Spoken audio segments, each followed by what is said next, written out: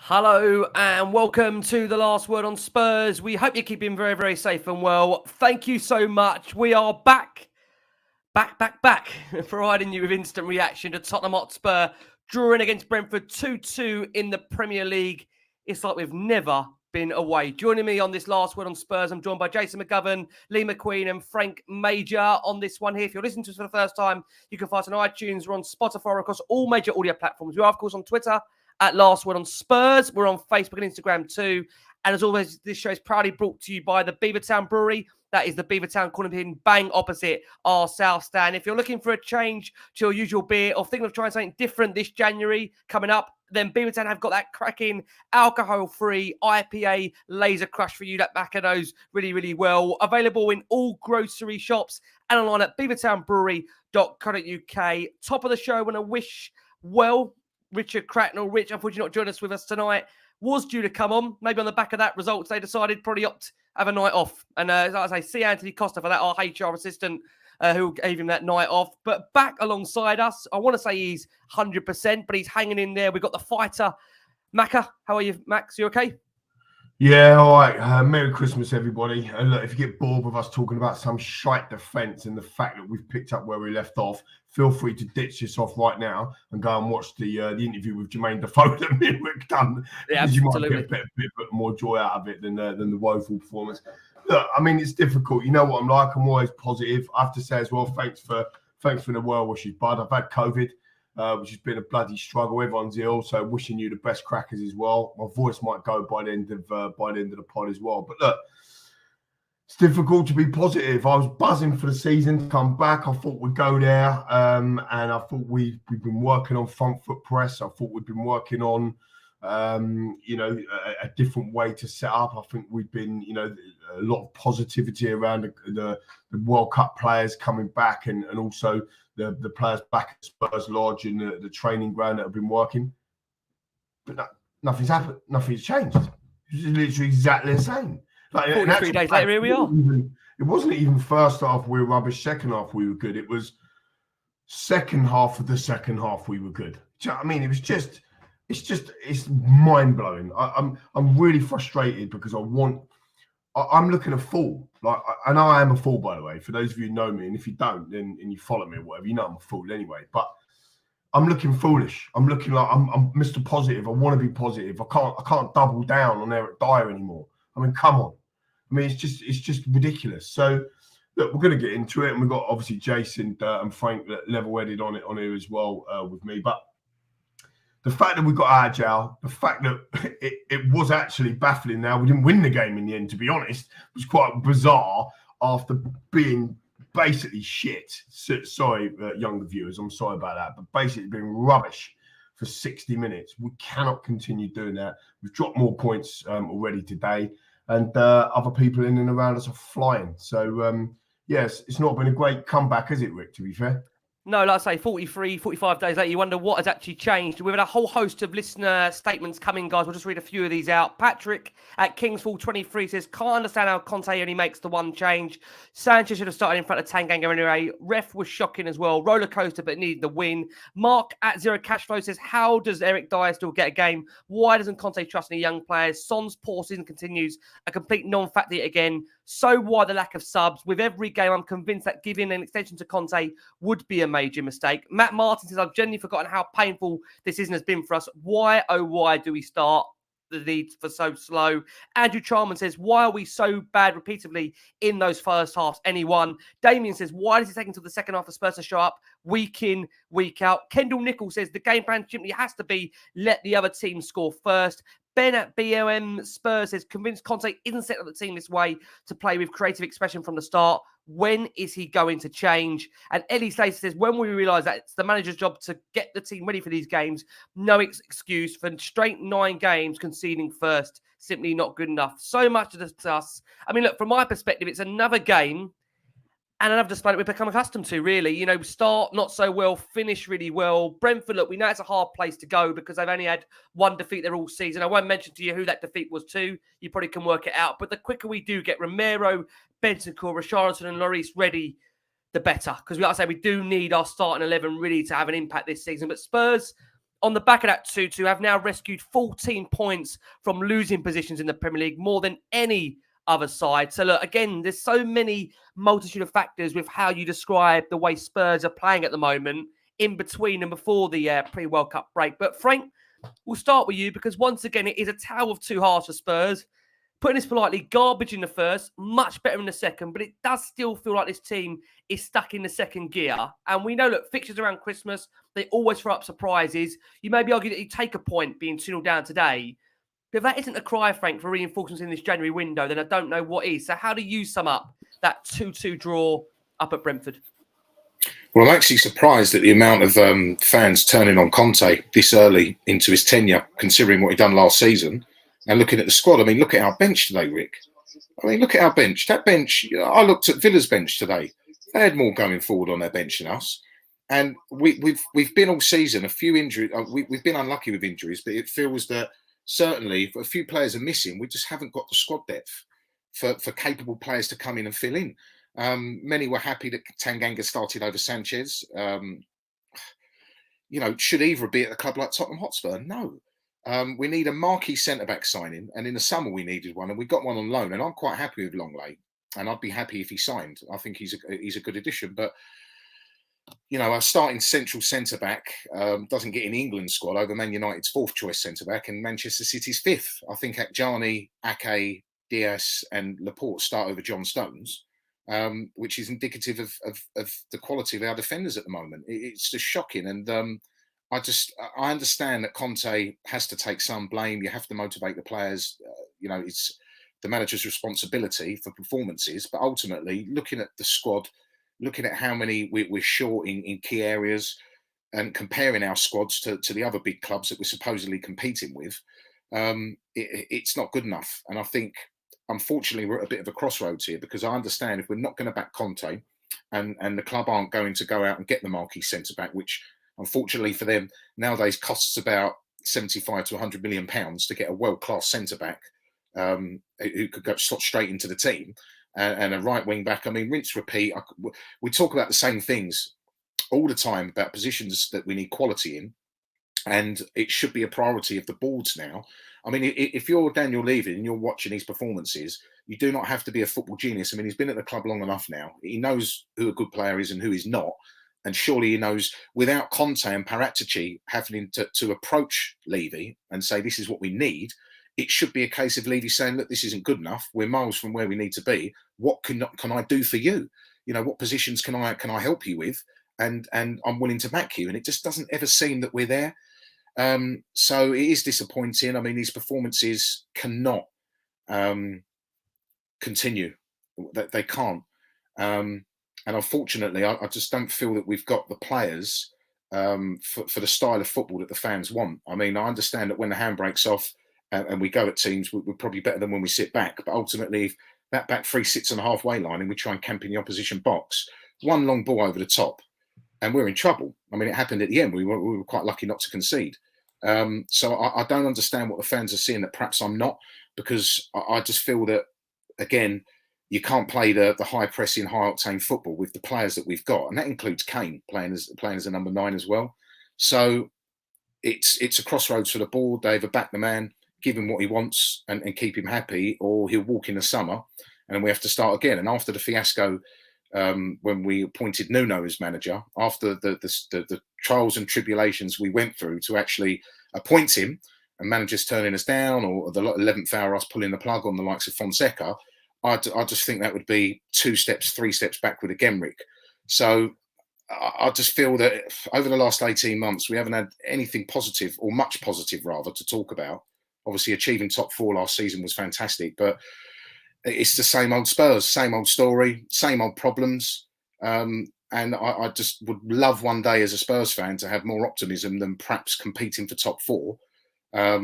Like we did under Pochettino, where we were quite close to a league title challenge. I just feel like at the moment we're miles off that, and we need to back the manager. Yeah, I mean, it's a really difficult one, because, again, look, I say this week in, week out, Last Word on Spurs, that we're humbled by the audience size that we have.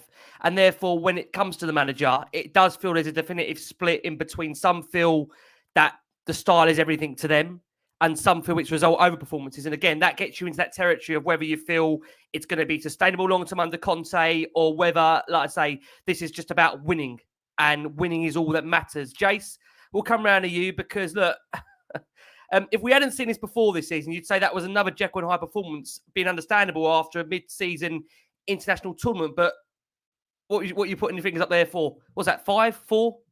You're on mute there, Jace. We're on mute. We've lost you. Gone. Sorry. 3-1 Liverpool.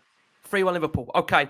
Well, I say, yeah, we are recording this during, like I say, that game there. So we've got Villa, of course, on New Year's Day. We're going to come on to them. But like, as I said there, Jace, to you, if we hadn't seen before this season, you would have probably said that was another Jekyll and Hyde performance, which is understandable after a mid-season international tournament. But I don't think it's just the defence that's the issue, or the midfield or attack. It's just that as a defensive unit, we just need to tighten up, eradicate the errors. Do you think that's all it is, or is there anything more to this than just the style of play and the in-game tactics at the moment? Well, first of all, I thought we were extremely lucky for me to get a point today. I think if you go away like that and are so poor, and I mean really poor, for an hour of a game, you're lucky to get anything from a game. I know that we get back into it and we might win it late on, but you know, even after we went 2-2 and Waymo hit one over the bar and Tony poked one over the bar, so you know they looked as likely to get it as us. But like I say, you can't go away from home and be that poor. I think defensively, you know, whether Conte goes or stays, it's not going to change the fact we need another top class centre half in. And more my worry is if Conte goes and we miss out on the Champions League, will be how we keep hold of the one top half centre half that we've got, because I'm sure teams will come knocking for a World Cup winning centre half as well, especially who's not in the Champions League. So that will be another tester for us. But you know, even in midfield today, as you say, we didn't look solid. I mean, we bought Basuma, and I don't know any Spurs fan that wasn't happy when we signed Basuma. We were all looking forward to Basuma, and if you're now criticising him, you're lying if you said you didn't think Basuma was going to be a top quality player. I think most of us probably at the start of the season thought that as the season goes on, we'll have Basuma and Bentancur will be the two. But I mean, Basuma's performance today was absolutely shocking. I mean, very fortunate with the offside goal when he had the ball and just fell over it, didn't he? Completely fell over it, dithering, and they break and they score from it. I mean, he was as poor as any of our centre halves today, Basuma. And I don't quite understand why he's fallen off a cliff. But there was certainly a lot wrong with our performance today. We got a goal out of nowhere. I didn't see us scoring a goal. Suddenly one came. Even Kane and Sonny, I didn't think Kane gets his goal, almost got the winner, but I didn't think it was a great 90-minute performance even from H. I thought we were dead lucky to come out of that with a point. But in the end, it becomes when you're 2-0 down at Brentford, who've never lost from taking the lead in the Premier League, then I suppose a point becomes a good point. But there's so much improvement that needs to be done, and it needs to happen early January, not on the last day of January, because you know you look at January and we start with Arsenal and Man City and things like that in the middle of January, and then we have that horror run of Chelsea's, West Ham's, Man City at home. I mean, the next 6 weeks of Premier League games are horrific for us. Even Fulham away is going to be another game like today, where you're going to have to absolutely battle for everything. So we need those reinforcements, and it needs to be done quickly. Rick, yeah, I do agree. I just want to. I mean, I totally agree, and I think the mood is summed up perfectly there. You know, the run of fixtures we've got are horrific. You know, what we're not looking for. We should be looking forward to their matches. We should be looking forward to welcoming them elite teams to our football stadium. It's the best stadium in the world, and saying, "Come on in if you think you're good enough." But we're not. We're freaking running scared as fans, the players, the coaching staff. We're freaking worried. You've got Newcastle that are absolutely loving their football. They're enjoying their football. They're running right at Leicester. Flying high, playing well, front foot football. Front foot. You know, this is indicative at the moment of the mood around the whole club. Somebody's written on there as well. We just don't. We're not allowed to enjoy ourselves. Like it's ridiculous. It's utterly ridiculous. There's something systemic in the club that doesn't allow us to have fun And we should be enjoying ourselves. We should be going to club. No disrespect to Brentford. I think their manager is brilliant, by the way. I think he said it himself. We're little old Brentford, doing things. He said, man for man, we shouldn't have a chance against Tottenham, but we've got a very special chemistry of a team here.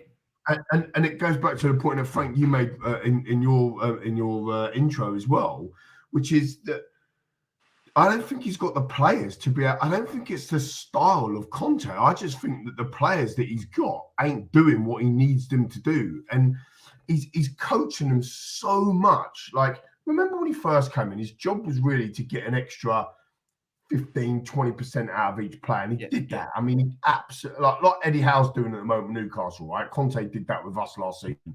Dyer looked like a world beater. Davis looked like a world beater. He's getting a tune out of Doherty. We're thinking, do you know what I mean? Like, that hasn't progressed because we've taken them to their maximum limit. Yeah, but Lee, just to interject there, those players do it all the time.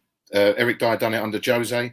They have these sort of 6-month periods of lifting their level, and then they revert to type because ultimately, fundamentally, they're not good enough. Eric Dyer, Ben Davies, and Sanchez, they're not players who will get a kick playing for teams who are actually serious about competing for trophies in the league. They're not going to get a kick. I mean, you look at Newcastle's back four: Dan Burns, Sven Botman, Kieran Trippier. I mean, they're better players than what we have. Yeah, if we're being honest. Bruno Guimaraes in midfield, superb for Newcastle today. Superb. But you got to look at the top rated right back under FIFA's top 100, not on the game. I'm talking about in kind of world numbers or whatever. It's still Kyle Walker, and we got rid of him in 2017. And we haven't replaced him. Absolutely outstanding today, as you've just talked about. Spurs. I mean, you could not make stuff. I think the key point I'm making is that it's the mood. It's no one's looking forward to going to watch. We're shitting ourselves rather than going in there and going, let's go. And that has to change ASAP from everybody, because this is where we're gonna fall down. There's people in the group talking about we're gonna finish 6th and 7th. I mean, you're having a laugh. Like, we cannot go and finish 6th or 7th. But Lee, at the moment, top 4 is looking a struggle. We had the best start in the Premier League ever under this season, under this manager, with this group of players. We can't just go, oh, there you go. We can't. Like, I'm not talking about us fans, I'm talking about everyone. Yeah. We can't. We have to go on. We have to go and believe. We have to get some belief back into this football club, some confidence that we can go and beat and win and smash people out of the park like we were doing last season. Because, we've got it in us to do it. And the January transfer window is going to help us do that for sure. But we can't keep doing this. This is a joke. 60 minutes in, you can't. It's awful. Can I ask you, Frank, come over to you. Look, I mean, just to put a bit of a spin on the comeback, it was great to come back, but if we do want to solidify a top 4 spot, we can't be dropping points in games like today. We've got to be real about that. I know they've only been beaten once at home, but at the same time, we know they've taken points off City and Chelsea, but we're amateur for 60 minutes and then we finally switch on. I mean, how early, Frank, do you think we'll see defensive reinforcements, if any, Frank? Just a second, Rick. Did you think we switched on, or did you think that Brentford switched off? I think being true to yourself there, Jace, I do actually think Brentford switched off. They tired. They lagged out as the game went on, and suddenly we got the goal back. And I think you said there, Jace, I don't think we actually even saw that goal was going to come. Because we got the goal, we almost woke ourselves up. But Frank, to answer that question, do you think there will be reinforcements in this window, Frank, fairly early? I don't think there'll be sufficient reinforcements in the back line. And I mean, Laporte and Van Dijk both signed for City and Liverpool in the January transfer window.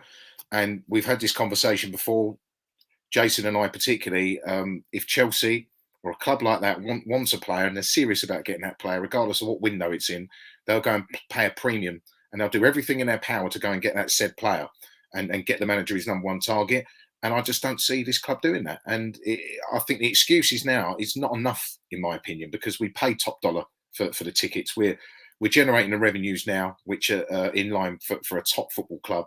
The infrastructure is there and there are funds available. I'm not saying that we have to go out and frivolously spend money or aimlessly throw £100 million, £60 million at players, but we have to get genuine top talents who can come in and add something to this club. And I still feel, again, the squad is 3 or 4 players short. Conte has had how many windows? 2. He's had 2 windows now. So to judge a manager after 2 transfer windows, particularly a manager who's won what he's won, Yeah. And he's won the Premier League as well. I think it's a little bit reactionary from fans. Now, they're entitled to their opinion, and I understand it is frustrating, particularly the way that we start football matches. But you cannot, in my opinion, call for the manager's head. He's been here just over a year, a little over a year. He's dealing with the same players who have let the club down for years now, the same sort of average Joes or players who just aren't quite good enough. He's having to play players who are substandard when there's a few injuries, and he's had to deal with other anomalies. Sorry, I couldn't get my words out there. That's like right. Son, No, because Son's been consistent for Spurs since he signed for us, and this season is an anomaly, and he hasn't been good enough. His form has fallen off a cliff, and Conte, in my opinion, has stuck by him. He's tried to give him confidence, so he's dealing with a lot. But to answer your original question about the January transfer window, if we don't go and get someone like a Porro, a proper right wing back, and an improvement at centre back, then I don't think we'll get top 4 this season. Yeah. Well, I say we have had some comments from Conte on the centre back situation. We'll come on to them a bit later on. But before I do, Jace, on this show, as you know, people feel that we don't talk enough about the ball. Some feel we don't talk enough about the ball. So I want to ask you this question, Jace. This is actually from 1882 Spurs. It says, lads, you produce a great show, but the main conversation should now be on Enoch. Conte appears content because he thinks he's off in 6 months. Poch is deliberately holding off other clubs. They don't want to finance Conte above 4th because they don't financially benefit. What's your thoughts to that statement there from 1882 Spurs?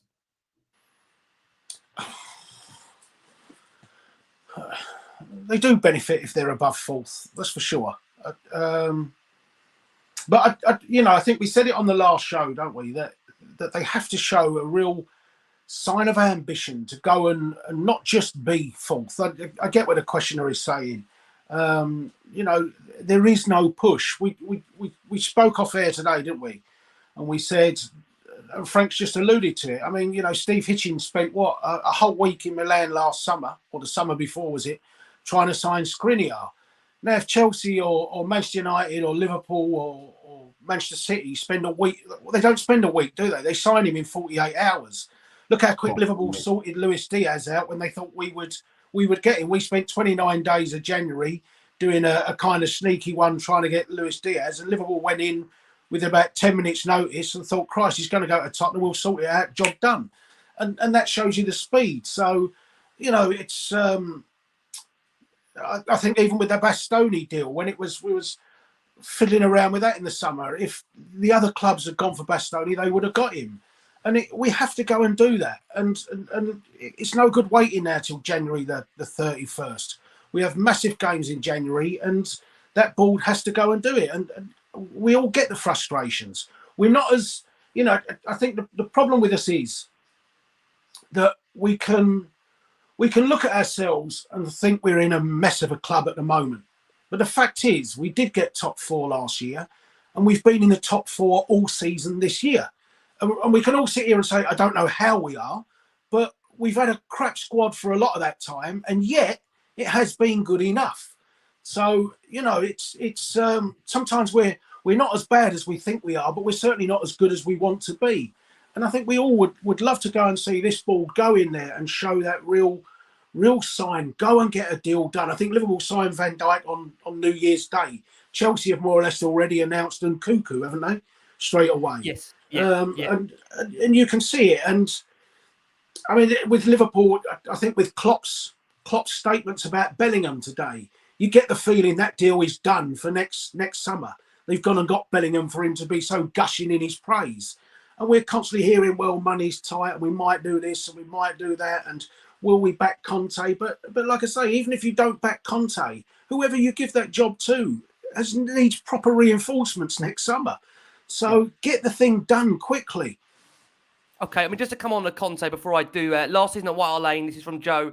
Imagine if I told you in 5 years' time, not only Dyer and Davis are at the club, but they're starting every week. Cheaper option isn't that. That's from Joe there. I just want to turn the focus back onto Conte for a second. Lee, I mean, look, you've been very honest in your views of Conte coming onto this show. And look, bearing in mind we had a 45-day break away from it. You wouldn't think we did actually have a 45-day break away from it. But look, given the state of the squad as it is now, the fact we were 2-0 down, the fact that we should have had a penalty, that in the second half, towards the last half an hour, we really seemed to push on. And I acknowledge the fact, like Jay said earlier, Brentford did take their foot on the gas and tyre. do you think we still need to approach games in a much more, I don't know, a stylistic way, or a much more pressurized way, so fans are going to be backing the manager, are going to be firmly behind it? Do you think we are going to see a change of tact when we do have Romero, when we do have Bentancur available, when we have Lloris back in that team? Can you see it changing massively, Lee? Or is this just a process of waiting for Conte to get the players that he needs in, and this is the painful process? It's a brilliant question, and I agree with everything that you and Jace and Frank have said so far, and a lot of the comments. I think my view on it is it's a bit of everything. That's not a cop out. It is a little bit of everything. Like, disasters don't happen with just one big thing. It's normally a series of smaller things that actually add up to a big issue. Look, I think some of that proviso of we're hearing that there's no money to spend is a load of BS, in my opinion. Like, no one's going to come out and go, yeah, we've got £5,000 million to spend, because everyone's going to put their prices up, right? It's just counterproductive from a basic negotiation standpoint. Similarly as well, Conte's not going to come out and go, I think all of our centre-backs that we've got at a football club are shit. They ain't going to say that really after the post-match. He's going to come out and say, yeah, they're really good. Jaffet's only played for a little bit. But he'll be going back to Paratici saying, mate, can you go and sign me a Tomori or a Skriniar or a freaking Javerge or, a Bastoni or a Guardiola, whoever you want to pick. Because the problem that we've got, and the problem that the board has, and the problem that we have as a football club and the fan base of the football club, is that we are not an elite club. So when a Chelsea, and you're absolutely bang on the money, Frank and Jason, when a Chelsea come in, they're an elite club. They go, bang, have some of that. So do Man City. We cannot do that. If Guardiola, sorry, I'm butchering his name. Guardiola, right? If he's got a choice between going to City, Chelsea and Spurs, he ain't coming to Tottenham. Regardless if we put 100 million down, 150 million down, he ain't coming. Because he's going to go to Man City, right? That's the reality. Sorry, just quickly, Lee, the only way we'd get those types of players is if we paid ridiculous wages and inflated transfer fee, which we're not going to do. Which it comes back. We're not going to outgun City and Chelsea, are we, on wages? We're not an elite club, right? So you can't. And again, you can't just turn around to Guardiola and go, all right, come to Tottenham. We'll pay you 350 grand a week, because then Kane's knocking on the door. All right, well, where's my 350 grand a week? Son's knocking on the door. Where's my 350? It's impossible. You can't just rip that infrastructure up. So when Potts talks about things back in the day, we have to do things differently. So you have to look at it with a bit of a mind, a bit of a head, a business head on, to say, look, actually we can't do them things. So actually go for players that are maybe that one down. Jace, you've talked about on the show before about, if you can't go and get a well, what's the next options? There's a lot of decent options out there at centre back that we could be going after. And then come back to a clear point. There's no way, and this is just purely my opinion. Obviously, that's why you got me on the show. I'm happy to leave if you don't like it. The fact of the matter is, right, is Davis, Dyer, and Sanchez was signed under Pochettino. We've since had 3 managers, since that guy left the football club, and then 3 centre backs finished the game today. Like, so when people say to me, "Oh, the transfer window is not open. What can they do? What can the recruitment team do about it?" Well, they could have sorted that out a long time ago. Well, we left, to the Belgian lads, never replaced them. Carl Walker, my first ever show of Last Word on Spurs, I said, we're going to have a problem replacing that bloke. We never have. Here we are 5-6 years later. Here we are, Rick. Do you know what I mean? So it's always making do. We'll just make do. We'll bumble our way through it. Nelson and Saha, sorry. We could have pushed on and won the title under Harry. No, we get Nelson. We know this from obviously Grealish. We know this from how many players that we've been. Skimrar's the worst. Skimrar's the worst for me, because he was Mourinho's number 1 target. And we chased him got around. Joe Roden. Joe Roden can't get in the Rennes team. And this is what we're dealing with. Yeah. And unfortunately, whenever we go through this spell of bad results, or wherever bad performances, whatever you want to call it, we loop back to this conversation, and the whole fan base does. Because I do believe we deserve more. Again, if you're charging what this club now charges, the premiums to go and watch this football club, and the infrastructure is as it is, we see what's going on, we see the events, we see the NFL agreements, then you have to be very careful, because ultimately I do believe the fans deserve better. We've been patient. We've had a very sort of topsy-turvy and unstable few seasons now. And when are we going to have our day in the sun? It feels like never. We haven't won a trophy since 2008.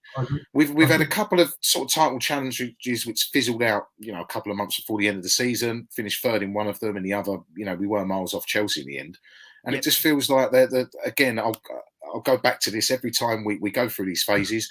The ball could do more, and it feels like they don't quite do enough, and they're happy not to quite do enough. I don't know what it is. They're not transparent enough in explaining these decisions. But going back to the summer, not just a Skimroth situation, again, we didn't get this manager a centre-half. We loaned one. We didn't get him a new centre-back. He hasn't signed a centre-back since he's been at this football club. We've got horrendous defensive issues, and the fans blame the manager when he hasn't had an opportunity to buy one of his own players in defence. Just quickly on Frank's point. Rick, just quickly on Frank's point. You made a brilliant point earlier. We chat about this on the WhatsApp group all the time about pushing up and defending on the halfway line. And Frank, you said we can't do that because we get murdered with the ball over the top behind us because we ain't got any pace in our back line. So we can't be doing the certain things that he wants to play because he's having to adjust and make do with the players that we've currently got. It's an absolute travesty that we haven't got. Go and stick 80, 90 million down, 100 million down for Guardiola or for Bastoni or whatever. But will they come? Will they come? I don't know. But we need something in the reinforcement. Just quickly, with Liverpool's style of play, the way that they play, they sit on the halfway line with Van Dijk, Matip, Robertson and Trent. Try putting Ben Davies, Eric Dyer and even Longley, Sanchez into that Liverpool team and tell me what would happen. Tell me what would happen. Yeah, no, and I understand that, Frank. But what I want to say back to you, look, Frank, you've been very much, obviously, vehemently defending Conte. And look, I think, again, this is the same manager that got top 4 last season when no one, I think, even thought that would be possible last season. We had a great string of results towards the end of last season. I do think, again, sometimes with football, it is very reactionary. We do forget about what a manager has done from one season to another. But when you think about the fact that we were deservedly 2-0 down and then you wonder towards the end how we didn't go and win it, this second half Tottenham can walk the league. The first half Tottenham can get you relegated. It's just the most bizarre thing to watch. But when does, Frank, for you, when does the first half thing become a huge coaching problem like I personally thought it was before the World Cup in terms of those first half performances for you? When does that become, is it already a coaching problem? You've got possibly, but you've got to let this man build. I mean, who at the club are his players? Bentancur and Kulusevski, are we all in agreement that they're two of our best players now, two of the better players in the league? Okay, let's go to Richarlison. Now, obviously, he was playing out of position. He's been injured. It's been a very disjointed season, but we saw what that man is about at the World Cup. He was Conte's #1 forward target. Are we happy with that signing? Did we see a player in the World Cup with better players that has the potential to go up levels? Yes, we did.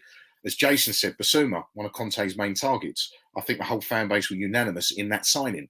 We thought Basuma perhaps would be better than he was, but did we all want Basuma? Yes, we did. Are we happy with Perisic, another Conte signing? I'm happy with Perisic. The man's a machine. He's got 7 or 8 assists this season. Probably the best crossover football at the club. So the players he's actually signed himself, and Clement Longley on loan. Is he done well for you? I think he's done okay. I think he's not been a bad stopgap signing. So you go one by one through Conte and Paratici's signings together as a team. Who Conte again chose Richarlison, chose Basuma, Kulusevski, Bentancur. Those signings for me are all top players. So you cannot judge a manager who's been here just over a year, who's had 2 transfer windows and has got 5 or 6 of his own players in, hasn't had an opportunity to buy a centre back, hasn't been given a new right wing back, hasn't even been given his own goalkeeper who can play out from the back. We know that Conte's teams, he likes a keeper to be more than capable with the ball at his feet.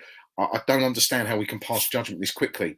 We don't want to get into a situation where we have a cycle of managers that come for a year and we don't let them build. I mean, look at Arsenal. Look at the pressure Arteta was under 18 months ago, a year ago, and look where Arsenal are now. You have to let a manager build, and you have to allow the manager to get his own players in at the very least before passing judgment. So I think that ultimately the starts are part to do with the manager is partly to blame. I'm not saying he's blameless. I'll stick up for Conte for the reasons that I mentioned, but ultimately it's the same players a lot of the same players who've done this under Jose Mourinho. Do you remember we used to start matches badly? We used to sit deep. Not a lot of the squad has changed since then. You still got Sanchez, you still got Davies, you still got Dyer, you still got Harry Kane, you still got Son. You've still got many of the players there that were there at Højbjerg that were there under Jose Mourinho. So you can't. For me, for fans to say now Conte out after a year and 2 transfer windows and 5 or 6 of his own signings, to me is crazy. But everyone is entitled to their own opinion. The game is full of opinions in football, but I just think it's wrong, and I think it's reactionary. Yeah, I must just say, because I know people are going to laugh, I am conscious that it is Boxing Day, and I know there's lots going on. There's obviously lots of football tonight. I will just go to Mac, and then we are going to go for the first break of the show. I'm going to read you out some of Conte's quotes. But Lee, to the comments that...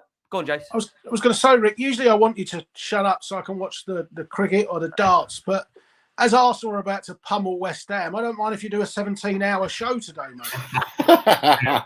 Just keep talking, mate. Just keep talking. Many people are in agreement with what Frank is saying here, but I just wonder, Lee, look, for the fact of the matter is that there'll be some out there that will think it's a sad state of affairs when we are happy to accept the draw against Brentford. We recognise that Spurs have recovered 14 points from losing positions, the most from any side this season. So whatever we say about this team, it has got tremendous resilience, it has got tremendous character. And I don't want that to escape this show because, we have shown tendencies this season to keep coming back and coming back. I acknowledge that the first 50, 60 minutes are simply not good enough. So is it also a fact, Lee, that maybe Conte also is not committing to the process, but can you understand why he's not committing? Can I answer that first quickly, Lee? Go on. When people are talking about we've got great resilience, great character, we haven't, because we would not be constantly conceding goals first and going 2-0 down. The time you show resilience and character is minute 1 when there's a game to play for, not at minute 70 when it's, well, we might as well have a go because we got absolutely nothing now to lose. Show your character, show your spine of the side in minute 1, not on minute 65. Fair. Okay. Yeah, for me, when the chips are down, when you're on the floor, when you're in adversity, an adverse situation or shown in adversity, it's how you get out of them types of scenarios in whatever it is in life and football, sport, whatever it might be. That's when you can see your resilience, when you're on the brink and then you can still go again. So there is a resilience aspect there, which may be pleasing. And I think, when Conte uses words like we need to suffer, it was quite interesting. Patrice Evra obviously played under Conte, and he was on the commentary, which, by the way, was shocking on Amazon as well today. I mean, it was awful, but he was on the panel team, and he mentioned afterwards he was almost backing Conte to say, look, I wish you was Manchester United manager, but you're not. You're Tottenham. I've worked with you. I know what it's like. You got to trust the process. And he was almost sort of saying, look, when Conte comes to a football club, he said that we're going to have to suffer. We've suffered for years and years and years. That's why we're reacting the way we are, and we sometimes overreact, and all that sort of stuff. I think we'd be absolutely bonkers to get rid of this manager. Absolutely bonkers. But you have to start to think about when is he not getting the best out of the players? Or, I've written things down like Conte's personality is this team. And I don't take this the wrong way, and I know it's the name of a fucking Amazon documentary as well, right? But all or nothing. Some people have a personality where they're all or nothing. That's me. I'm like that as well. So if I'm in, I'm all in. If I'm out, I'm all out. That's what it feels like Conte is as well. That personality for Conte is all over his team. So it's not. It doesn't feel fun. You don't care, Lee, about committing. You don't care about the commitment issue quickly on this contract. Yeah, I think it's a problem. I think that commitment thing is a problem, Rick. I think the fact that he's not committed to longer term, like somebody said earlier, why can't we just have? It's quite easy. Put a contract in front of Conte and show him this is what we're going to do. Get him to sign it, right? 4-year contract, John. That happens. Kane gets announced. Because Kane sticks around and stays and commits if Conte's there, knowing where that goes, right? That's in my opinion. It's my opinion, right? So that's where I think, okay, bang, that's 2 major things. Why can't we have that before Christmas? Why? Why can't we have that? Because we're messing around. There's a January transfer window. I'm not signing anything until you got. It's like they're having this fight publicly. Yet Conte comes out and says, totally happy at Tottenham. I speak to the board. I speak to Paratici every single day. Yet we're being fed in the media that, they're not on the same page and we've got different money woes. Whereas down the road and everyone else just merrily along, happy days. It's all great. Let's pick up some more wins. But this is what I'm saying. It's miserable. It's miserable. I think he has to say that, Lee. I think he has to come out in public and say he's happy, much like he has to come out and back the players. Because under one hand, when Jose used to come out and slaughter the players, we didn't like it. I don't agree with that. And the fans didn't like it, turned them off Jose. Now Conte's doing the opposite. The fans don't like it. So what do you want? You know, pick your poison, because at the end of the day, I believe that you should stick up for your squad and your players. Contract, Frank. But also, the football club or fuck off. One of the two. But I agree with that. It is a problem. Because you can't keep walking on eggshells with these managers. You can't have this every single week. But there's a reason, Lee. There's a reason. There's a reason he's not committing, and the reason is he's, in my opinion, he's scared that he's not going to get backed adequately. And this is a board problem. With at the end a of the good day. reason, isn't it? When did I ever back their Well, you look at the history of Spurs. He's not a stupid man. He's seen and assessed things over the last 5 or 6 years, and he's probably thinking, I don't want to be sold short here. I want to win things. There's no point in me committing for 5 years, and all of a sudden I'm not going to get any of my top targets. I think the best quote I've ever heard from Conte, and it came way before his time at Tottenham, was I think when he was on a pre-season tour with Chelsea in Singapore or something. And I think there was many rumours about Kane at the time. And he said the difference between Tottenham and Chelsea is that Chelsea expect to win trophies and Tottenham hope to win trophies. And that's still his best quote he's ever come out with. Because he's right, isn't he? We hope that we'll do something. We hope that something kind of falls our way. We don't really go for it. You know, if we win a cup, it will be because Manchester City are knocked out and Liverpool are knocked out and Arsenal are knocked out and we've got a quarter-final at Wigan type of thing. We won't go to Old Trafford and win a quarter-final and then go and beat Manchester City at Wembley in a semi-final. We just won't do it.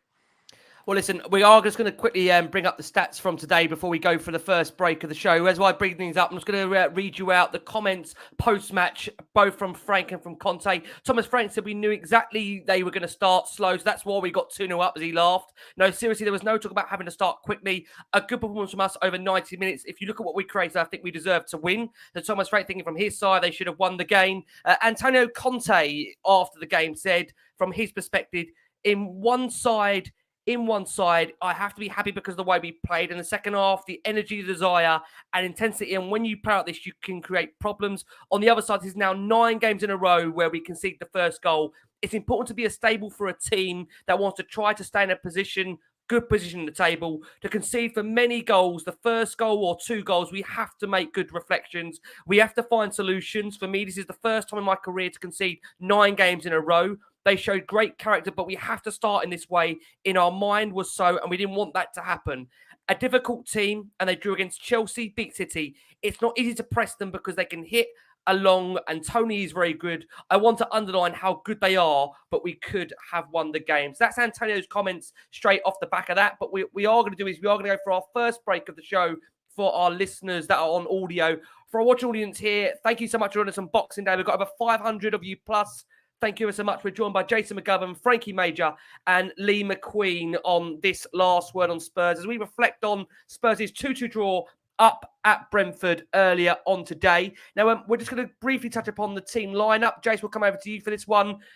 Conte has obviously had to deal with a variety of issues going into this game. Stomach problems and fevers, which saw a number of players missing in the build-up to this one. Conte had already confirmed pre-kickoff that Fraser Forster would start in goal in place of Hugo Lloris, who only came back into training, as we understand it, a couple of days ago at most. Romero was granted extra time off after his victory of Argentina. And of course, he carried on those celebrations in his subsequent homeland. Javit Tanganga, he got the nod on the right of that back three, having just had 17 minutes of action vs Marseille at the start of September. And I personally messaged Frank before and said to Frank, I'm worried. I am worried. Eric Dyer, Clement Lenglet making up that back line. Ben Davies also returning to the squad after an oblique muscle injury on the bench, as I mentioned.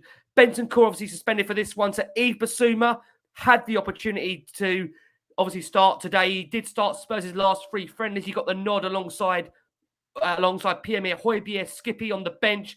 Ivan Perisic, Frankie mentioned an absolute machine, and what a machine he was. Only back in training on Friday and playing all but 20 minutes of Croatia's last 7 World Cup games, including the 2 matches that went to penalties. He started again. Sessegnon has been recovering from a hamstring injury, and Conte said that he was ready, but not 100%. On the right, we had Matt Doherty. And then, obviously, in terms of attackers-wise, we know we're short at the moment. Lucas Moura, Richie injured as things stand. Heung-min Son back in the side for the first time since September. So that team red, Forster, Tanganga, Dyer, Lenglet, Doherty, Bissouma, Højbjerg, Perisic, Kulusevski, Kane, Son, with a bench of Lloris, Davis, Sanchez, Sessegnon, Emerson, Sarr, Skip, White, Hill. And as I read that bench, Frank, I know you tell me all the time that the bench kind of represents where Spurs are at the moment. Jace, overall, was that the team you was expecting?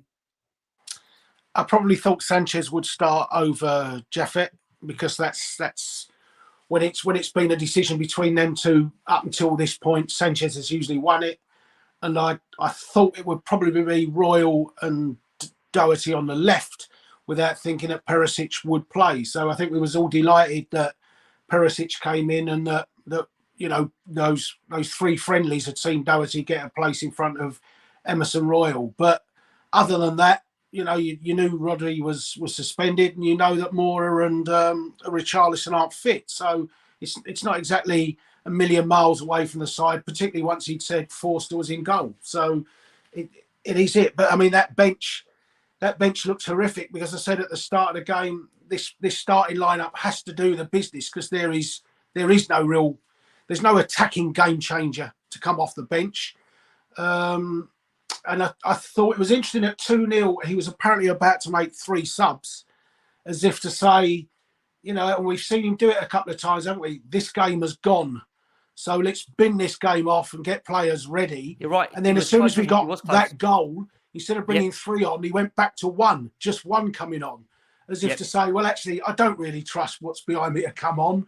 But now we're back in the game. I'll stick with what I've got. I think that said everything, that the 3 became 1 pretty quickly. And by the end of the game, he'd still only made that 1 substitution.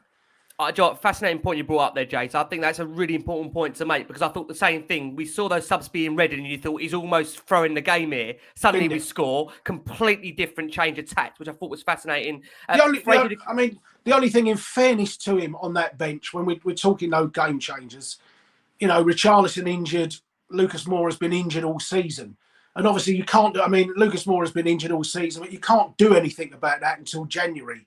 And that's another position that, we're talking about centre halves and right wing backs, but we'll actually need a Lucas Moura replacement in January, because he's barely kicked a ball all season, has he? So you've got to have another option in that position as well.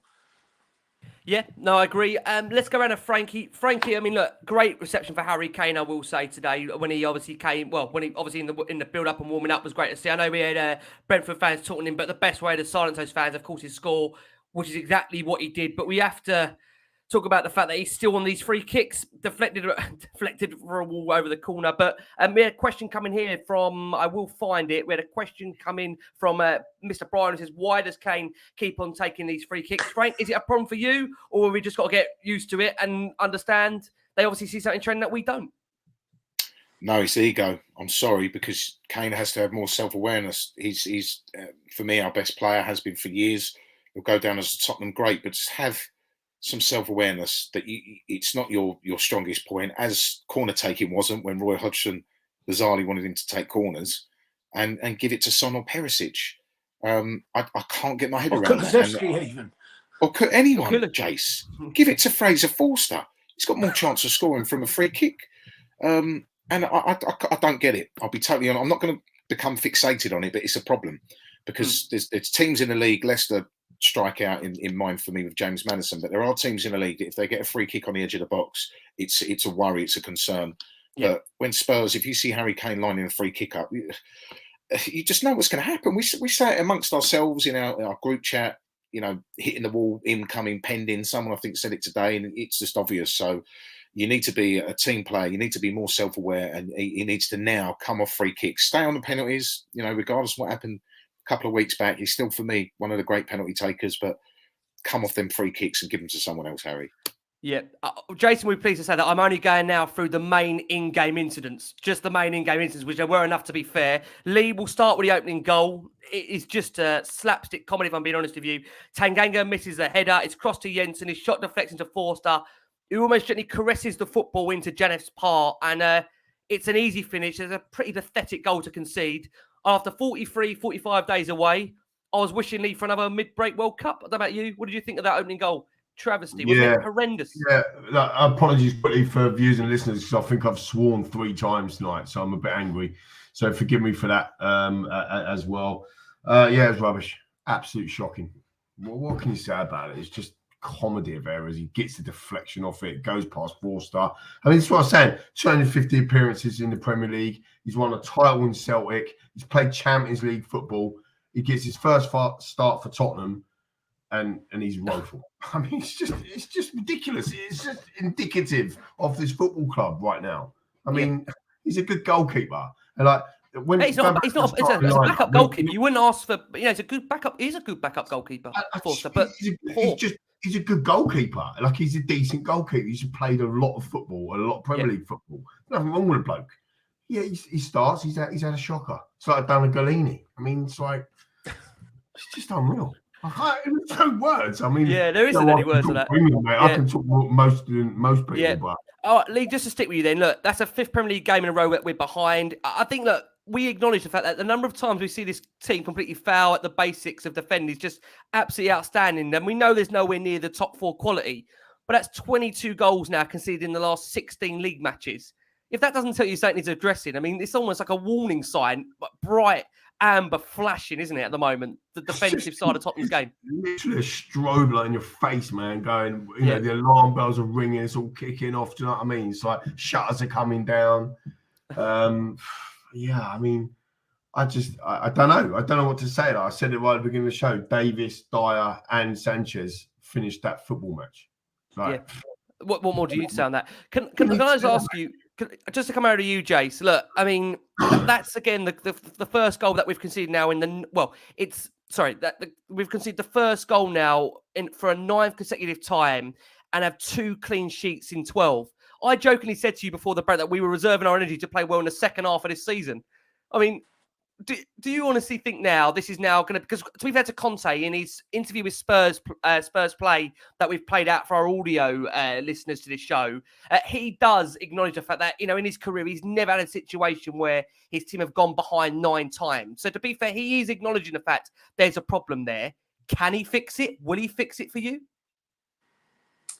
Can he fix it? Well, if it's happened 9 times, it would suggest whatever he's doing to try and fix it isn't working, is it? Will it help when Romero comes back? Hopefully it will do. There's a hell of a lot of that Christian Romero's not been available for. But I know Lee and I will go backwards and forwards on Romero. When Romero comes back, I want it to be Argentinian, fully focused, playing with a brain Romero, not the half-assed Tottenham version that we saw at the start of the season that had no brain at all most of the time.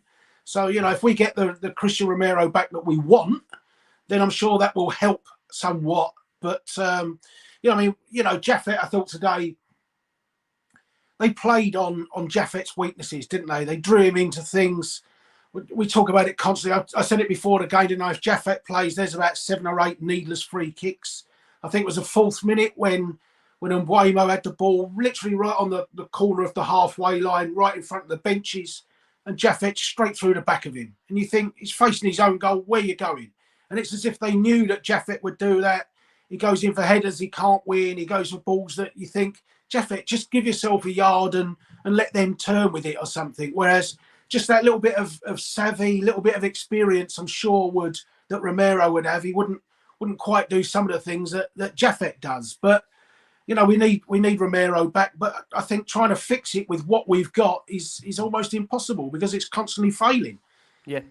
Again, like I say, at the moment, you look at the way that defending was going into half-time. Frank, to come over to you. That was our 5th Premier League game in a row in which we go behind half-time losing. It's ridiculous when I actually say that. But I don't know how you feel, Frank. I actually saw this from the Premier League panel, what they put out at half-time. They feel that Spurs is back for his ability on the ball and that ability to push up and compress space bar Romero is a big reason why Spurs start games so slow. You actually alluded to this, Frank. You're saying that the players that we've got aren't actually capable to play almost, and how can I put this? A Liverpool-style system when they're at their best, where they had their fullbacks and centre-backs on that halfway line. It just isn't possible, is it, with this team? Jason highlighted this to me a while back, saying that Harry Kane's legs do not enable him. He's changed so much as a player, and this isn't a criticism. It's just the evolution of age and injuries. He can't press. I mean, it's not his weak point on the pitch in what he can and can't do. Sonny's got the energy to press, but he's just not the most aggressive. He tends to sort of not win too many 50-50s. That's not his strong point. I think with Charlison, we saw in the World Cup, and parts with Everton, I think he's the one that possibly could But you look at our front three, even Kulusevski's not the quickest. So out of that front three, who's going to press and win the ball high up the pitch? You haven't really got a chance with any of the three. And then you look at the back three and the lack of pace. Tanganga's probably, well, he is quicker than Dyer and Davis and Longley, but has he got the nous and the know-how to cover round and the experience? No, he hasn't. Davinson Sanchez has got the pace. Has he got the awareness? No, he hasn't. So I see a lot of this on social media, the criticism of the style of play. Why can't we press high? Why can't we camp in the opposition's half?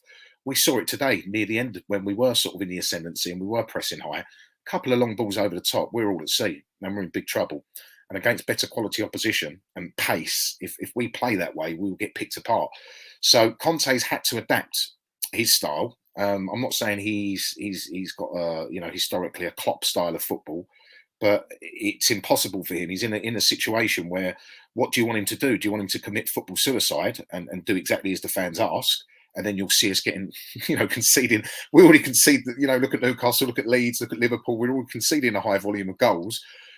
So what do you want? And this goes back to what I keep saying, and I don't want to keep repeating myself, but we have to give him the opportunity to get his own players in, and then you can judge him properly. But we have this desire, and it's fair as a fan. Alex Ferguson used to say it about Manchester United fans. They work hard all week. Most football fans are working class people who work hard for their money, and it's a duty of the players to actually go out and entertain their fan base. And particularly with Tottenham, it's become so expensive over the last few years. So I understand that. I'm not, here criticising the fans because they're all entitled to their opinion. But we have to look at the context and understand your football and understand what would happen if, we all got our wish. Because at this moment in time, it's impossible for us to play that style of football, which, again, is fantastic. And Pochettino was allowed to do that because initially Kyle Walker, who's the quickest player of all time, I think, over 10, 15 yards. Danny Rose, who was a sprinter, Jan Vertonghen and Toby Alderweireld, who were two unbelievable centre-halves. So you could get away with playing that. You had a more mobile and younger Kane as well. You had Eric Lamela in the early days of Poch, who, for all his faults, was a fantastic high presser of the football. And players like Moussa Dembele, who was press-resistant. So Pochettino had the players and the capabilities to play that style of football. This current Tottenham squad just can't do it. And I think that's a fair point that I've made there. Yeah. No, absolutely, Frank. And again, lots of people sharing, and I totally agree with you what you say in the comments. I think when you allude to those players, Frank, you mentioned there, you look at what we had. I think this is what does infuriate fans. When you think we had Toby, Jan, and you think we had that midfield of Eriksen, Dembele, you just wonder how have we got to Dele as well was great at pressing. And Dele was superb. And listen, again, I appreciate, obviously, we talk about those players, but now we've got the Benson Cores, we've got the Kulusevskis. But, you do feel there's a degree of, a drop-off in terms of quality, that's for sure. And we have to get back to that smart recruitment. And, Frank, you rolled it off, you listed it off earlier. Parategy and Conte working together, we have seen some real top players bought so far. And I think, again, what we want to see in this window is Spurs to act early, decisively, and get those players in that are going to make the difference in January, not in February, March, and beyond that, but actually make the difference this month, because we've got a run of games coming that, like Lee says, we shouldn't be fearing them. We should be looking forward to them, relishing what we've got to come. We've got a Champions League doubleheader to come against AC Milan. We want to look forward to these games. We don't want to fear them. Lee, come over to you. Sorry, we just quickly, we need, just one last thing I'll say before we go to Lee. We desperately need pace at centre-back, badly. Yeah. 100%. Yeah. 100%. Reeling them off, like you going on January transfer window. Dele was good at pressing. He cost us 5 million. Jan Vertonghen cost us 9 million. Toby Alderweireld 11 million. It's not as if we went and had to go and spend 300 million on each of these players. They were bloody outstanding players as well. Our recruitment is rubbish. I was going to say dire, but that would have been weird. Our recruitment has been rubbish since this. We'll come on to him. Don't worry. Yeah, exactly. and that pace element, you're absolutely bang on the money. I know we talk about this a lot on the WhatsApp group, but to be able to play that high line, go a third higher up the pitch, 10, 20 yards further up the pitch, so you're not having to defend your goal like on top of your own 18-yard box. You can actually defend it up the pitch, but we can't do that because that in behind. We're worried about what they're doing rather than worried about what we can do. We've got one of the best, even today as we talk, and with Richarlison was out, as you said earlier, right? Richarlison was outstanding in the World Cup as a number 9. We've never had all 4 of them fully fit, all four since he started here. You're going back to Conte, he's been barely with us a year. He's never had all four of his, his main men fully fit. Son's dropped off, but when all fully fit and playing to their full capabilities, Kane's world class, Son's world class, Richarlison's full on class, elite player. Now, Kulusevski probably one of the best young players in the Premier League. Like, don't get the credit he deserves. We've got an amazing, yet we still sit back on our 18-yard box trying to defend and pull out from the back because we ain't got the players, as Frank just totally said, to be able to work that system correctly. And just quickly, also, do you trust Lloris as a sweeper keeper as well to come out, take a football down, take a touch like an Alisson or an Edison does, and find feet? Unfortunately, I'm not slating Lloris, but is he that keeper? Not if we're going to commit, Frank, like you say, to the way Conte wants to play long term. If he's going to be here for a long term strategy, Lloris, as much as I love him, I don't think he's the man to be able to handle that style of play that we want to do under Conte when he's got all of his players. Lee, coming over to you if I can. I was just going to say as well, the one bit on the subs, when we said the 3 became 1 and things, and we've criticised our bench today, and we don't want to compare it, but they've just flashed that team news up tonight. And the league leaders that have lost 1 game this season, romping away with it, their bench... Ask how many on their bench are better than what we had on the bench today. Turner, Holding, Cedric, Vieira, Lokonga, El Neni, Marquinhos, Kozia Dubry, Zinchenko. Obviously, the difference is, Jay, up to Jesus, they had a lot of their players fit. They obviously had a lot of that 11 fit. Exactly. And so we're a little bit stuffed that we know Bentancur, no Richarlison, no Mora. Yeah. No Romero, no Lloris and things. You are a little bit. It's very hard for Tottenham to have 20 world-class players in the side, that's for sure.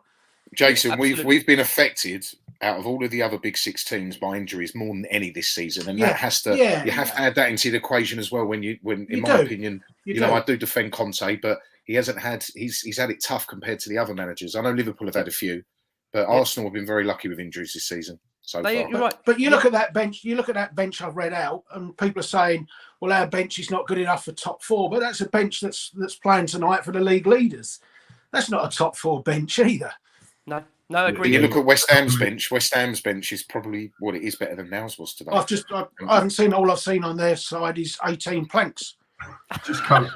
Just coming back to the attacking options that we may or may not have had on the bench because of the injuries and all that sort of stuff in our current squad. I mean, you've got to put Brian Hill in there as an attacking option. Lucas, we ain't seen him all season. Richarlison, outstanding number 9, probably best goal. Well, it was the best goal in the World Cup. What's the best goal? He's now injured. You've got to put Cess and Spence and Royale as attacking options, although Royale is, I'm clutching at straws, but he plays in a right wing-back scenario, which should be an attacking sense. We've got them players in there. Out of all of them players, who are the ones that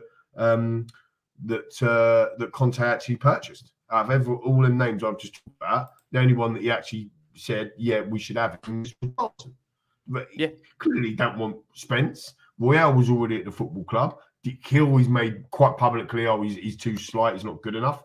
Lucas been at the club forever. Sessegnon, he's making do with him. I can mould him into a left wing back, but actually he's not good enough. So again, we're just literally making do, aren't we, Rick? That's what I keep saying. We're making do.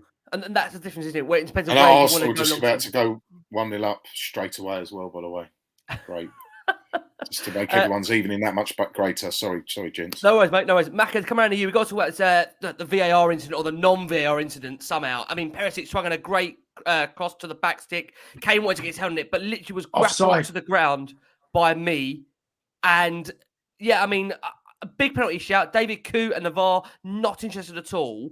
Lee, I've watched this back now, I'll be honest, 4 or 5 times. I do not understand in what world that has not gone for a review, barring even to be awarded a penalty. I mean, can you understand that? Can you fathom that? How that's not even gone to a review, even if the referee decides to stick with his original decision of no penalty? No, I mean, look, let's be honest. We weren't very good before that penalty shout anyway, and we were on the back foot and all the stuff that we've talked about. But we know incidents change games, goals change games. That could have been a penalty. Kane sticks in the back of the net, after the miss at the World Cup. Jason gets his prediction correct that there will be a penalty in the game. It's a completely different game from that point forward. Maybe we start playing better once we go 1-1. You know what I mean? Like, But no, I mean, I cannot believe that weren't a penalty. Literally, and to compound it, it's about 2 minutes, isn't it? Before after that penalty, that they go and score. I mean, exactly. It happens all the time in football. It's such a weird thing. It's why we love it. It's why we hate it. But I can't see how that isn't a penalty under any circumstance. It was just literally a foul. If that happens outside the box, anywhere on the pitch, free kick all day of the week, isn't it? Free kick every day of the week. It's I just can't understand or fathom how that has not gone for a review. Granted, look, referee goes in, checks it out, and doesn't want to make the decision, but to not have that reviewed, decided that it wasn't a clear and obvious. That's the only thing I don't understand. But this is the thing with VAR. You know, what's the bloody point of the thing? It seems to interfere when it's not needed, and when you actually need it to bloody interfere, it never does. It's the most bizarre technology. Or not? I mean, who knows? Who bloody knows, mate? It's crazy. Let's get over this Eric Dyer crazy incident again. Jace, just while you're talking about penalties, I thought the funniest incident in the game was the Brentford bloke Jorgensen going absolutely ballistic at Matt Doherty, only for 1 minute later to watch his own player dive further than you could possibly dive in the course of a season. It was Tom Daly, that was. And nothing, absolutely nothing. I thought you've just given Doherty an absolute roasting, ear bashing. Cheating, and then 1 minute later you're watching your own player do exactly the same. Sorry, that bear me on Kane is a stonewall penalty. He's not looking at the ball. It's a penalty. And how many times do you look at a referee before a game? You see who's refereeing your match. I'd say 90% of them, and you think, oh, crikey. I said it before the game, David Coote. I thought, oh, God. Do you know what, Frank? Now, we've said it a few times this season. Look, I know everyone will point us back to the fact that the one we got, the Stamford Bridge situation with Romero and the hair pulling. But I do think since then, we've had some absolutely stonewall pens that have not been given. I know everyone will say, football, every team gets them. But there's been a few decisions where I've looked at it and thought, how has that not even gone for a review? It is absolutely insane. Jace, Eric Dyer, whether it's a missed kick, whether it's just a real mess of a clearance, it went out for a corner, and from that resulting corner, awful, wasn't it? Yeah, it was horrendous. Absolutely. It was he was aiming to hit the ball down the A4, and he ended up in it towards Heathrow. That's how bad it was. It was just literally a joke, mate. But even worse than that is you got the set piece headed on by Norgard. Tony got away from Longley to knock it to the back post. But Tony no one reacted at all in that motion. No one reacted at all. Tony had three Spurs players within 2 yards of him and still scored. And that's the 6th game in a row that Tottenham conceded 2 or more goals. I mean, just again, comedy, Jace, isn't it? Slapstick defending. Slapstick. Well, it's the old adage, isn't it, of zonal defending against man for man, and every time a zonal defence concedes a goal, it looks horrendous. And yet, I think you can't defend it, because if the quality of the ball is right to the near post and they win that flick on, you're under huge problem. But I think statistically, if you look at certainly in the Premier League, teams that go man for man concede far more goals from set pieces than teams that go zonally, because when you go man for man, somebody always switches off, and that's the problem that you get. And with so much wrestling, and when you have teams that do, you're almost the bus stop queue, if you like, where you have defender 3 against 3 all in a line, somebody always ends up round the back unmarked, and it's eventually then that scored. I mean, we've scored how many goals from corners this year ourselves, Tottenham?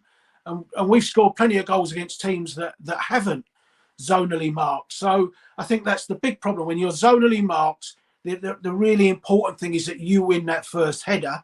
And from the moment it's flicked on, then the zonal thing becomes a problem. But, you've got to concentrate on the ball, not the man. But then when you go man for man, like I say, I actually understand why teams do zonally mark, but it does look horrendous every time you concede from it. Yeah. Frank, I think I know you're going to. I think I know what you're going to say to this question. I mean, the volume of individual errors that we concede is probably a symptom to how Jason says there we've approached that set up from a corner. I mean, I presume the solution, Frank, is to simply replace those players that make errors with better players, right? Because that way, then you're not going to see the errors you make from the corners. Well, of course, individual errors are made by individuals. So if you buy better individuals, you'll concede less in the individual errors. It's just common sense. And unfortunately, Eric Dyer, I think today's game summed him up, because he didn't play badly. I thought he was pretty good, pretty decent performance. However, I think it's the one moment. It's the one moment. It's becoming more prominent and apparent now.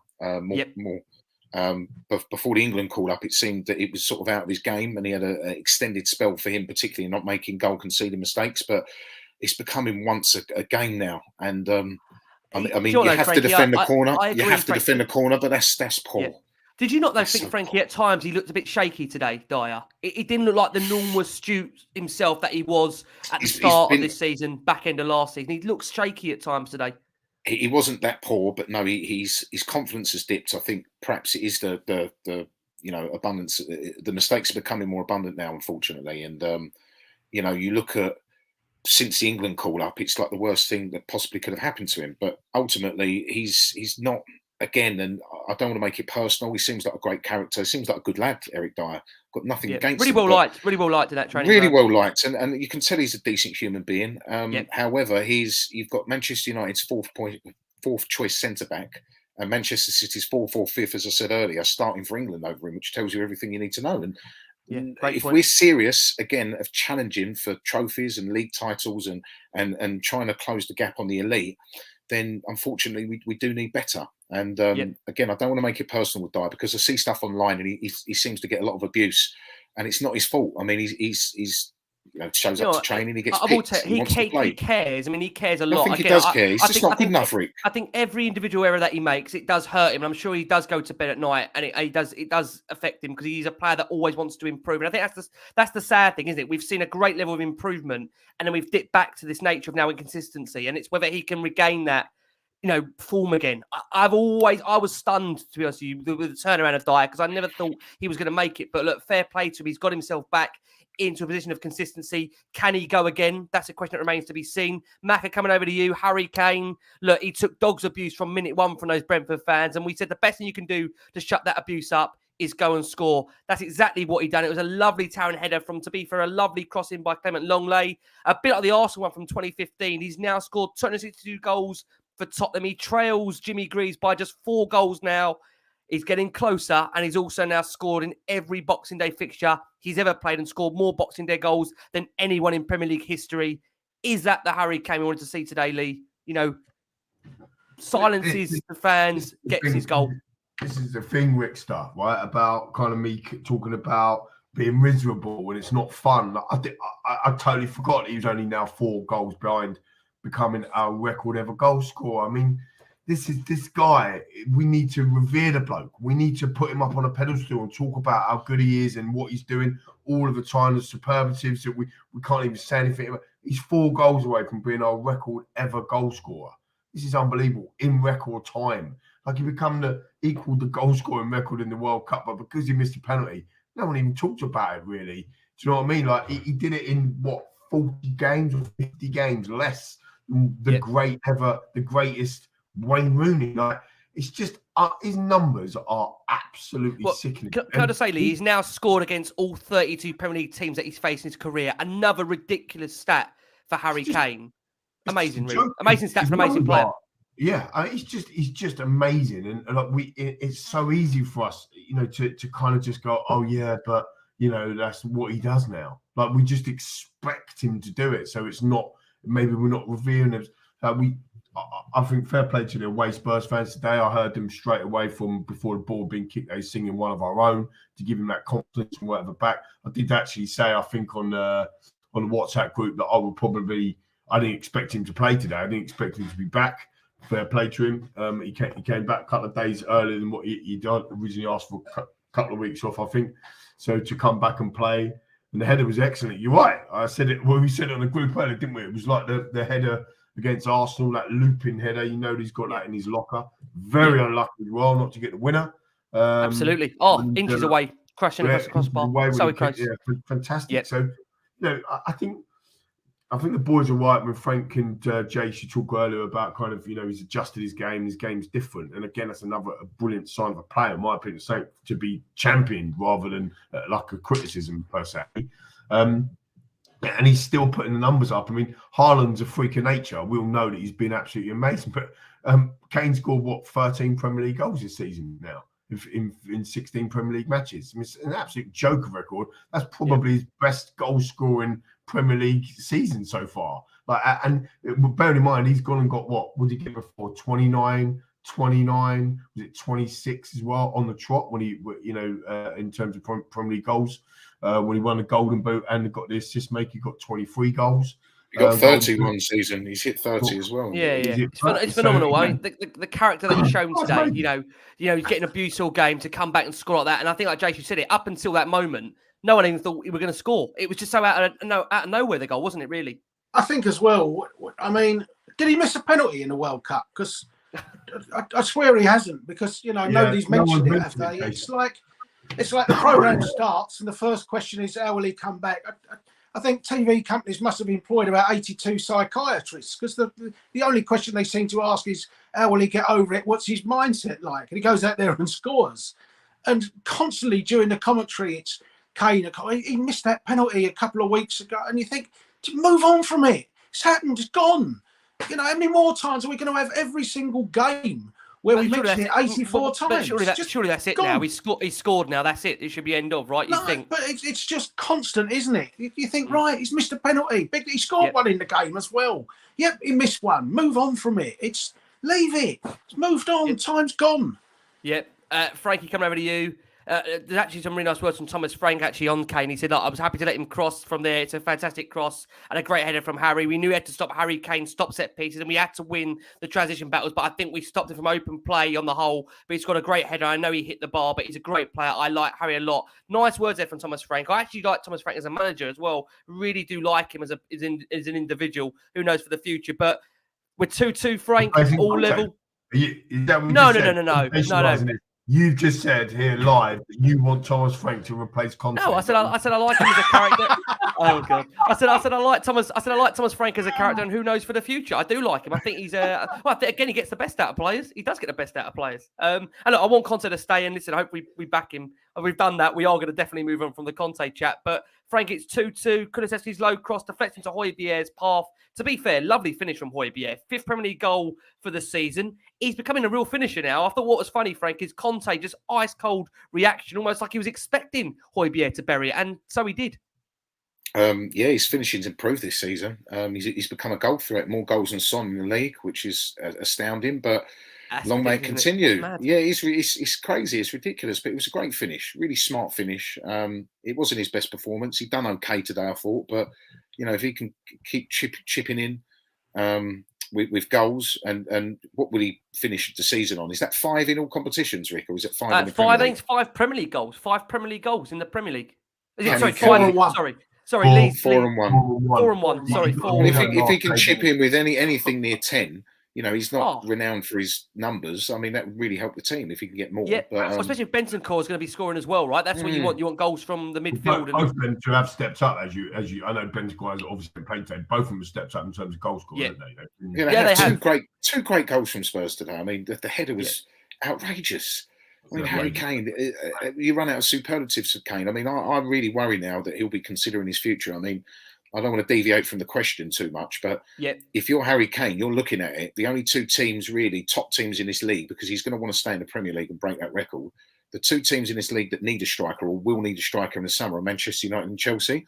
And I hate to say this, but he's probably got more chance. The current state of affairs and look at recent ambitions from both clubs. He's probably got more of a chance of winning the trophy if he went to Manchester United or Chelsea in the summer.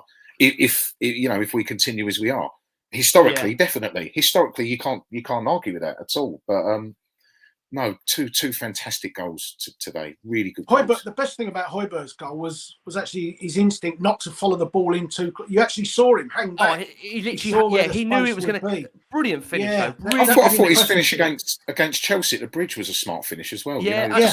The Marseille as well. The Marseille as well. Marseille one was outstanding. The Marseille was brilliant. Marseille was outrageous. But that's, outrageous. It's funny, isn't it? Højbjerg has had to ride a lot of critics at Tottenham, and to be fair to him, he's come through that now, and I think he is one of the first names on the team. So you can credit to him, like I say, back from the World Cup straight in the team. Well, I mean, the goals, those goals and the Bentancur goals from midfield are always important. But this year, you have to say, I mean, today's 16th game of the season. And between them, Son and Richarlison have scored in 1 Premier League game. That's you can't be happy. Those goals are absolutely vital. You just can't. We're not allowed at this football club. But Richie hasn't scored in a Premier League game, and both his goals came in 1 game. Yeah. Sonny scored in one Premier League game and one Champions League game. Imagine when you look at it, it's unbelievable. 16 Premier League games between Son and Richarlison, and they've scored in one game. This is the Chase. This is the baffling thing. Right, when you look at us, I know the game's played on a pitch, right, not on paper. But when you look at it on paper and you go, actually, Son drops Son out, put Richarlison in, coming in from the left hand side, or you could put Richarlison in as a number 9, drop Kane as a number 10, and start Kulusevski and then front four. They've never been on the pitch at the same time. But Perisic can't play with Son and all that. You look at the numbers and what they can give out on a paper perspective. This team is brilliant. Like it should be more ahead of where we actually are. But the facts are, Son scored 3 in one game. Richarlison ain't scored a Premier League goal. He's now injured again. Do you know what I mean? Perisic and Son can't play it together. Dyer can't run. He's got Vincent Janssen's concrete boots on. I mean, it's just like, whoever. You know what I mean? It's just a nightmare. But I was just looking at the Premier League record. Is this right? So how many goals has Kane scored now? 195? What you mean in total? No, so it's now Premier League goals. 260 is the record, isn't it, Alan Shearer? Yeah. So Wayne Rooney's got 208. Kane's now got 195. 95. Yeah, I believe so. Put it into context, right? Wayne Rooney, outstanding. No, 196. 196 after the That's even better, right? So in 298 games, Kane scored 196 goals. It took Wayne Rooney to get 208, who's second. It took him 491. Yes, man. games. That's crazy, isn't it? Yeah. That's nearly 200 games less for Harry Kane. Yeah. Get into that scenario. And actually, again, I know he's quite far away from Shearer still. So he's what, 60? What'd you say, Frankie? 64 away. 64. He'll get another 10 Premier League goals this season, though. He'll be near 50 away from Shearer at the end of the season. And maybe less. And Shearer done it in 441 games, and Kane played 298. I mean, his numbers are a joke. Well, like I say, he's going to surpass this Jimmy Greaves one very, 4 goals away now? 262, 266. Sorry, Rick. Sorry, buddy. Sorry. Just quickly on what Frank just said there about the kind of the Chelsea or the Manchester United and all that sort of stuff. I actually don't think a move outside of the Premier League would happen or he would want. I agree with that. So it could be them two clubs, which is obviously scary. The thing that worries me the most, and come back to the contract scenario with Conte and Jace, you screwed your face up when I said about, in my opinion, with the Kane thing, is that he's only now 4 away from being Tottenham's greatest ever goal scorer. If he has the chance to stay in the Premier League, but it ain't with Tottenham, why would he sign a new contract? Yeah, that's what I mean. No, that's what I mean. We all are agreeing on it. This is a major problem. And this comes back to procrastination from the board because they haven't sorted out the futures of the likes of Antonio Conte. Because if Antonio Conte signed a longer-term deal, then he's in Kane's ear saying, you've got to stay with me, and he probably stays. This is an issue that we're having. I remember Daniel Levy very, very publicly said, Sol Campbell. Penalty West Ham. Come on, Hammers. I remember Daniel Levy said, the Sol Campbell situation will never happen again. Could it happen again? Now, I'm not saying he's going to go to Arsenal, but to me, going to Chelsea would be as bad. I don't think Kane would do that. I just can't see him doing that. It would ruin his reputation. The only reason I screw my face up, Lee, is I don't think he signs a new contract. Interesting. Kane. I don't think he signs a new contract and he'll leave it until the very last one. It's not to say he won't sign a new one when this one runs out, but I don't think he's in any rush to sign one. I think there's that little bit in him. Maybe there's just that little bit in him that says, I'm not going to sign a new contract and get without a get-out clause figure or things like that. And I don't think Tottenham will put that in there. So I think that's going to be the problem. I think it'll just be a case of, look, if I want to stay at Tottenham, I know I can stay at Tottenham. I don't have to sign a contract 18 months before this one runs out to stay at Tottenham. I know you want me to stay at Tottenham. But just in case you stitch somebody up again, I am not going to commit to paper. So I don't think Kane will sign until maybe next April or something like that. And I think he'll want to see that club can give him something rather than thinking this, you know what, I've got a couple of years left. The goal scoring record at Tottenham is mine. Do you know what? If Bayern come in and offer me a chance, why not take it? What's he worth now, today, Rick? What do you think he's worth today? 18 months left on his contract. one of the greatest ever goal scorers. He's going to break Jim McGree's record this season, is my point. So unless we sell him in January, which is like in a couple of weeks, he's going to break that record. I can't. You know, the thing is, I can't see how this board would sell Harry Kane. I can't see there would be an uproar. I can't see that happening with the pressure that's already on them for their lack of spending in other windows. I can't see a position where the board ever sanction Harry Kane to leave. So it goes back to Jason's point, where I think Harry takes it upon himself, where he decides and runs that contract down.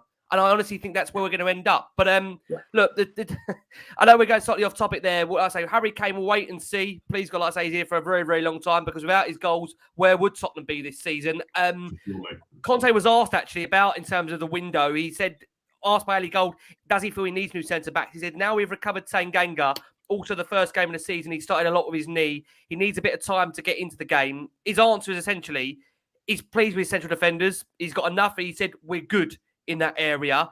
He's confirmed Romero comes back to training tomorrow. So we're going to give you 5 quick minutes on Villa, and then we are going to close up shop here. Like I say, take you into this break for Villa. You're going to hear from a couple of podcasters giving you their thoughts there, and we're going to look ahead to Villa to come. I know Arsenal have gone one behind, boys. Is that right? Just for watching audience, we've got 500 watching us live. Arsenal one behind the West Ham. Yeah, for the sake of our audio listeners, that will be coming out, because we're not going to have people telling us that we've celebrated Arsenal going one behind, and you know the rest of that. Villa to come. Frankie, let's come over to you. You're back with us for this one on New Year's Day. I think you'll be there, Frankie. Will you for that one? You'll be down the game. It's a shame, really, because Christmas for me is synonymous with the football fixtures, and usually we'll have one home game on Boxing Day, or the 28th or the 29th, or around that time. And you know, for me, it's a good social thing as well. Meet people there, and you have like your Christmas drink. So I've missed that. Christmas jump on, Frankie. Christmas jump on. Smash that on Wembley. Beautiful. But no, I like that. So it'd be great to obviously have a home game, and it would be the first one in over a month, which would be fantastic. And I think Villa, I watched the game today. I thought they did miss a few chances, but Liverpool were the best team. They deserve to win. And I think at home, I'd like to think we will beat Villa. We've got better players. I hope today we take a bit of confidence from the fact that we played, we came back from 2-0 down. I just hope that we start in a better fashion than we have been recently. We can't go a goal down. It just can't happen again, surely. They've got players that can hurt us. They've got a bit of pace in behind. You know, I agree. That's the one thing, Frank, isn't it? I don't want us to underestimate Villa, because they have got players that can hurt teams. And to be fair, up until this recent defeat to Liverpool, I know they got beaten by Manchester United as well. But they've had some decent results, Villa, to be fair. So they went away to Brighton and won. I think they won their opening game against United actually in the league as well. So, they have got players that can hurt us. Unai Emery's not a bad manager. He's one of the best managers probably in the league. We laugh and joke about that. But Liverpool did comprehensively beat them today, Lee. Coming over to you. What kind of Villa side are you expecting to come to the Tottenham Hotspur Stadium on New Year's Day, in your opinion? I think there'd be a bit of hype, wouldn't there, because he's an ex-Arsenal manager. I think Villa are pretty average, to be honest. Probably, you can replay this clip when we lose to them at home 5-0 if you want next week. I think they're pretty average. I think that, at home, that's where we've got to start, is really start on a front foot and start going after teams, get some of that momentum back that we had at the back end of last season, fans getting behind the team and singing, and everything that Frank just talked about. I'm in Spain actually, so I'm not going to be going to the game, but I miss that. I like the football fixtures around Christmas time.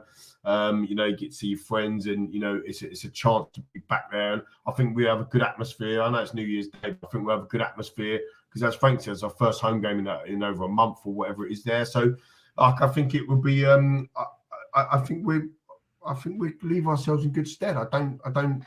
We shouldn't worry about Villa. I don't want to sound arrogant. We should worry about ourselves. Go out and do what we're good at, and we'll win. We'll win the football match. Yep, Lee, let's get a prediction from you, Macca. What are you going for? 6-0 Villa. No, I'm going 3-1 Spurs. 3-1. Okay. And I think Kane's on the score sheet again as well. And here's a little prediction for Jace to make you laugh. I think Romero will score. There you go. There we go. Frankie, I didn't grab a prediction from you, Frank. What's a prediction, Frank, for you for Villa? What are you going for? 3-1 Spurs. I'm going to be Okay, positive 3-1 this week. I Spurs. said to you, Look at that. score draw. Didn't I say Yeah, score draw the other day for Brentford? And I was saying to Frank, 3-1. stop being negative, but he was just being honest about Brentford. He's very honest. So, He says it as it Are is. you crossing the Villa one with Lee, so Romero's is an own goal? I think Kane scores again. I'd like to see Son. I'd love to see Sonny score. I'd love to see him score and get. He needs a goal. He needs a goal. Needs a goal. You can guarantee from me Kulusevski assist. There you go, Frankie. Get it in the acca. A Frankie assist there on Kulusevski. Jace, to close the show with you. Any chance, Jace, of us starting fast for this one? I don't know about fast, but like the boys, I think Sonny scores. And isn't it set up for the first penalty for Kane to be against Martinez? Yeah, what a call that is. What a call that is. With Kane rifling it past him, so I'll go for a Kane penalty and a Sonny goal in a 2-1 win. Amazing. Boys, thank you so much. Rick, just quickly, before you close off, I mean, because Frank's right, he did say about a score draw, because I listened to, I obviously couldn't make the show last time, could I? Because of illness. But Jace also did say, correct me if I'm wrong here, Jace, but you did say if we can come out of that with something before the game, it will be a decent result. And we did come out with a draw. Yeah. So for all my moaning that I've done today is very unlikely, but I've got to get off my chest. It's been a therapy session for me. All the moaning that I've done, we did come out of that with a point today. Yeah, and like I say, it's 14. Again, whether you think about it, it's still 14 points recovered from losing positions, the most of any Premier League team. You know, there was a comment earlier that, you know, you can't afford to go to Brentford if you want to be top four and drop points. Well, there was a team that went to Brentford and dropped points last year and drew there, but finished in the top four, which was Tottenham Hotspur. Yeah. Manchester City have just been beaten at home by Brentford. Chelsea, Liverpool, I think, drew there 3-3 last year. Yeah. So, you know, you can go there. You know, it's not a case of you can't get a win at Brentford, you can't be in the top four, that's for sure. Absolutely. Well, guys, listen, thank you so much for all your support. Boys, like I say, I hope you had a lovely Christmas day. I know we didn't even get a chance to mention that, but like I say, thank you so much for joining us, boys, over this Christmas period. Lee's on a little bit of a break. I think Jason's got a bit of a break until mid-Jan, and Frankie's back with me for New Year's Day. The darts is on for him. The darts. But guys, listen, thank you so much for all your support during this Christmas period. We hope you had a lovely time in whatever you've done. We're back with you on New Year's Day to hopefully review a Spurs win against Villa. From Jace, from Lee, from Frankie, from myself. Guys, as always, please keep safe, keep well, and as always, come on, you Spurs. Oh, Spurs. Who's winning tomorrow, Frank? Price or